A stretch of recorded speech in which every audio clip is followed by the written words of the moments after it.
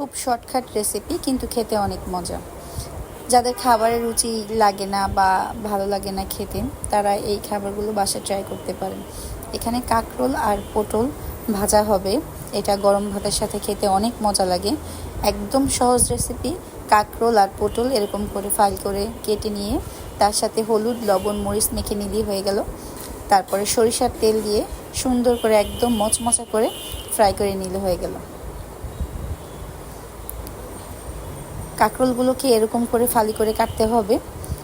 এরকম করে কেটে দিলে এটা মচমচা হয়, ভিতর থেকে একদম পুরো ভেজে যায়। তো আমার প্রতিদিনের খাবারে আমি এই ভাজা আইটেমটা আমার অনেক ভালো লাগে। পটল হতে পারে, কাঁকরোল হতে পারে বা বেগুন হতে পারে।